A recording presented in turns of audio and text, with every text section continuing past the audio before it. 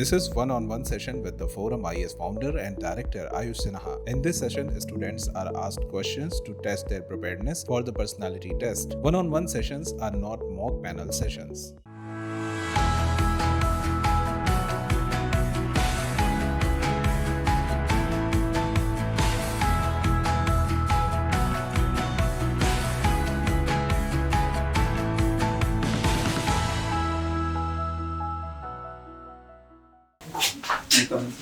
Yes, Abhinav, please come.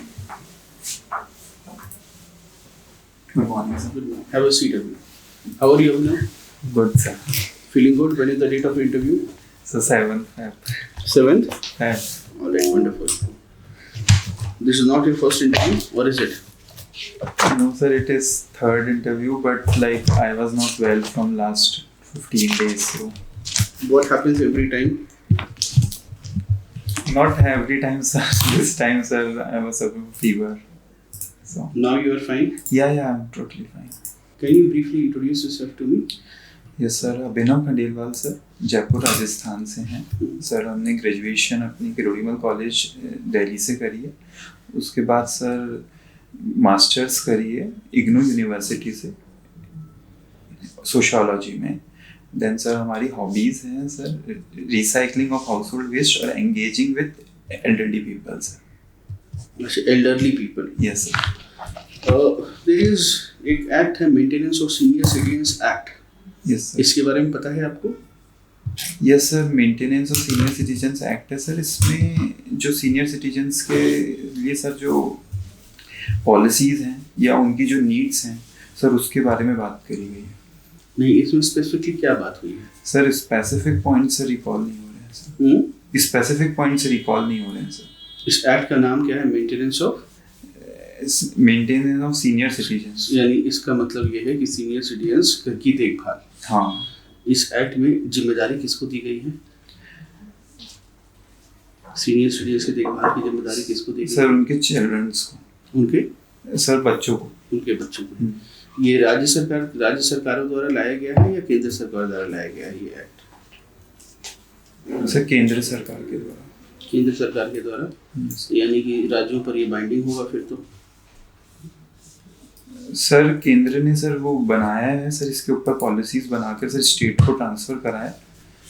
फिर sir आपको पता है ऐसा हुआ है या आप गेस कर रहे हैं? सर इसका मतलब क्लियर आइडिया नहीं है हमें सर। कहिए कि क्लियर आइडिया नहीं है।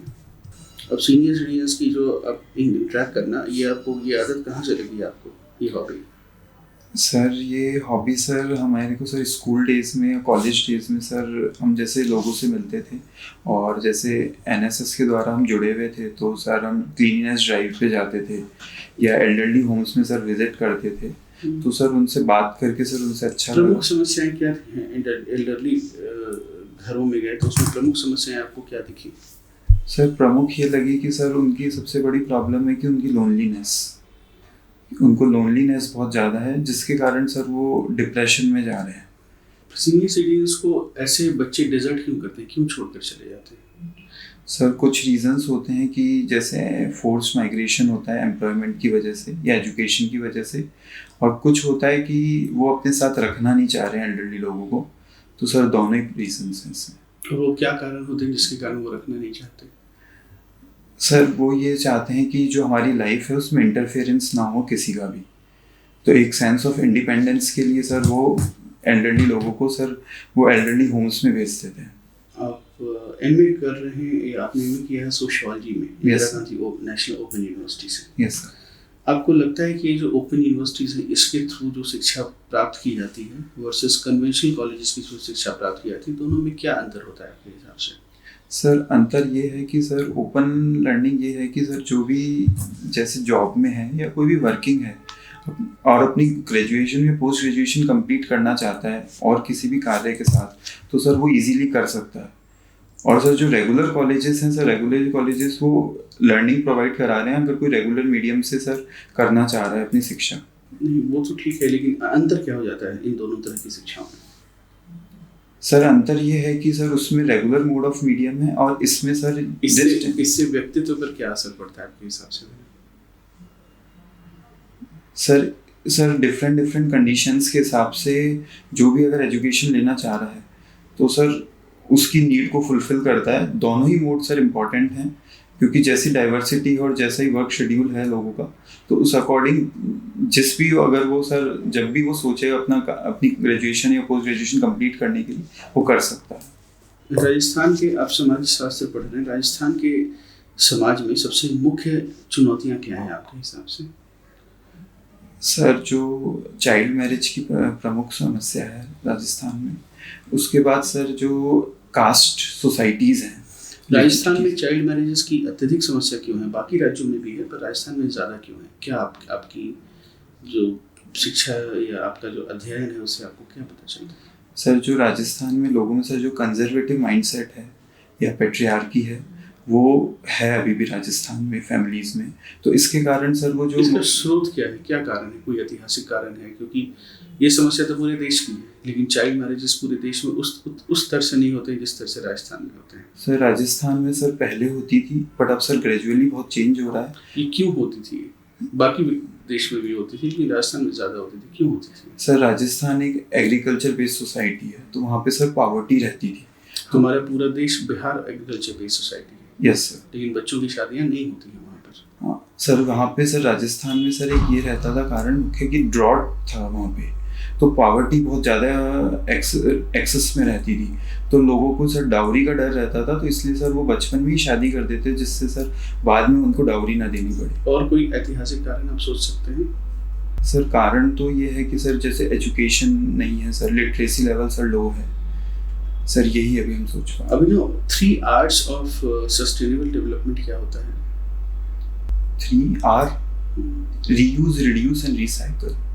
आप रिसाइकल घर के वेस्ट को करते हैं? Yes. 2-3 तरीके बताएंगे कैसे करते हैं? सर जैसे सर पहली चीज़ है सर सेग्रीगेट वेस्ट को करना, देन उसके बाद सर कंपोस्टिंग है, जो सर जो वेट वेस्ट है सर उसकी कंपोस्टिंग। वेस्ट को सेग्रीगेट करना हाउसहोल्ड के स्तर पे ये बहुत ज़रूरी है। Yes sir. ये नहीं होने के कारण क्या समस्याएं हो रही हैं आपके हिसाब से? सर नहीं होने के कारण सर ये जो डंप साइट्स या लैंडफिल्स क्रिएट हो रही है सर, ये इसका एक प्रमुख कारण है, क्योंकि सेग्रीगेशन एक सोर्स से नहीं हो रहा है, उसके बाद सर इसके सर लैंडफिल्स में जाके तब्दील हो रहा है। Volunteering for specially abled people. Yes sir. तो जो हमारे डिसेबल्ड फ्रेंड्स हैं उनको हमें आपके हिसाब से क्या हमें दिव्यांग कहना चाहिए? यस सर, दिव्यांग सर बहुत एक करेक्ट वर्ड है जो सर प्रधानमंत्री जी ने यूज़ करा है उनके लिए। ये एक सेल्फ डिग्निटी प्रोवाइड कराता है सर। वैसे ही हमें हमारे जो ट्राइबल फ्रेंड्स हैं, क्या उन्हें हमें आदिवासी कहना चाहिए या अभी एक बात चल रही है कि उन्हें वनवासी कहने की ज़रूरत है? सर वनवासी कहते हैं तो सर उनको सर बहुत अच्छा फील होता है सर, तो ट्राइबल एक वो वर्ड यूज़ किया जा रहा है माइंडसेट में, ये है कि they are excluded from the mainland. क्या कारण है कि वो एक्सक्लूडेड फ्रॉम द मेनलैंड है? सर ये जो सर ब्रिटिशर्स के टाइम में सर जो एक्सक्लूड हो गए थे सर, उनको एक्सक्लूड किया गया था, वो फॉरेस्ट एरिया में रहते थे, उनको सर मेनलैंड से सर कनेक्ट नहीं किया गया था, तो सर उस कारण सर वो रीज़न है कि जो एक्सक्लूजन चलता आ रहा है सर, बट राज्य सरकार और भारत सरकार दोनों ही काम कर रही है उस दिशा में जिससे उनको डेवलपमेंट हो सके और एम्पावरमेंट हो सके। एक बार बताइए, दिल्ली यूनिवर्सिटी में कॉलेज स्तर पे इलेक्शंस होते हैं, चुनाव होते हैं। Yes sir. है ना, स्टूडेंट यूनियंस होते हैं। टेक्निकल कॉलेजेस में क्यों नहीं होता ऐसे? टेक्निकल कॉलेजेस जहाँ टेक्निकल एजुकेशन है सर, इसका मूल कारण सर हम याद नहीं कर पा रहे। आपको लगता है कि कैंपस में पॉलिटिक्स होना चाहिए?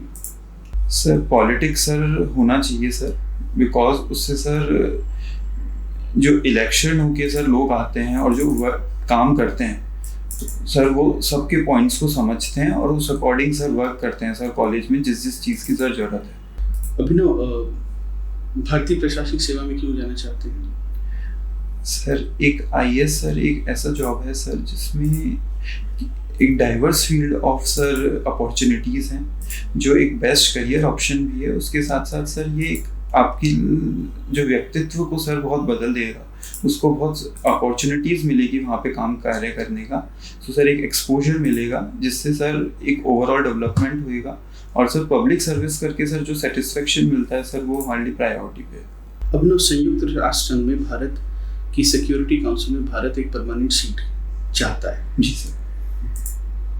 बहुत सारे कारण हैं जिसके कारण भारत की ये दावेदारी है ना को लेजिटिमेट माना जाता है। आपके हिसाब से मुख्य कारण क्या है जिसके कारण हम ये कह सकते हैं कि ये दावेदारी भारत की बहुत इम्पोर्टेंट है या बहुत स्ट्रॉन्ग बनती है इसके कारण? यस सर इसमें सर जो इंडिया है सर वो लार्जेस्ट डेमोक्रेसी है।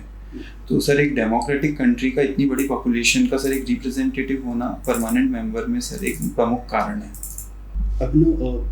आप में 3 कौन सी विशेषताएं हैं जिसके कारण आपको लगता है कि आप एक अच्छे प्रशासक बन पाएंगे? सर एम्पैथेटिक बिहेवियर है सर हमारा, और कंपैशन है सर हमारे में किसी भी चीज़ को कार्य को करने का, और सर एक परसिवरेंस है जो सर हमने एक एल्डरली लोगों से सीखा और उसको अपने जीवन में अपनाया, और सर आगे भी इन 3 विशेषताओं पे काम करना चाहेंगे। ठीक है, अभिनव आपका इंटरव्यू खत्म हुआ।